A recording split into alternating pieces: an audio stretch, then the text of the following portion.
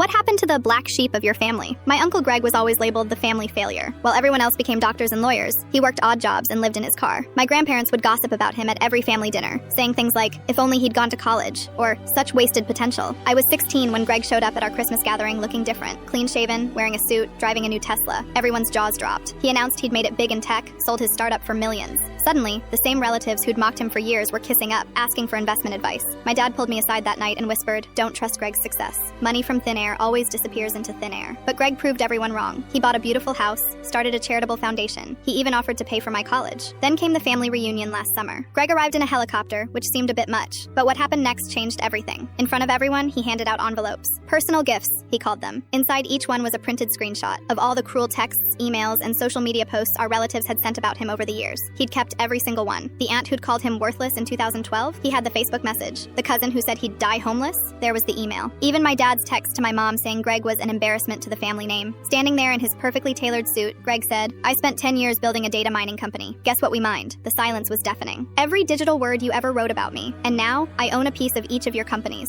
Turns out, while living in his car, Greg had taught himself coding. He created software that could trace and store deleted messages. The startup he'd sold? It was bought by a major tech firm, but he'd kept a significant ownership stake in every family member's business through shell companies and silent investments. You all thought I was sleeping in my car because I was a failure, he said, sipping champagne. I was working, learning, building, and you never bothered to ask why. One by one, he listed off his ownership percentages. 25% of my aunt's law firm, 30% of my cousin's medical practice, even 15% of my dad's accounting firm, all bought through private subsidiaries no one had bothered to research. For 10 years, you treated me like dirt, Greg continued. Now, I'm your biggest silent partner, and I'm not so silent anymore. My Uncle Roger tried to laugh it off. Come on, Greg, we're family. We were just worried about you. Greg smiled. Funny how that worry looks a lot like cruelty when it's printed out. Don't worry, though. I'm not taking over. I'm selling my shares. To your competitors. The color drained from everyone's faces. Greg had managed to buy into their vulnerabilities while they were too busy mocking him to notice. He'd used their own arrogance as a blind spot. He turned to leave, then stopped. Oh, except you, Amy. He looked at me. You were the only one who shared your lunch with me when I was living rough. Your college is still paid for. In full. As his helicopter took off, my dad grabbed his phone, probably to call his lawyer. But Greg's face appeared on the screen in a pre-recorded message. I wouldn't bother. Check your contracts. Everything was legal. You all signed off on it years ago. Maybe if you'd bothered to read the fine print instead of writing nasty messages about me, you'd have noticed my company name.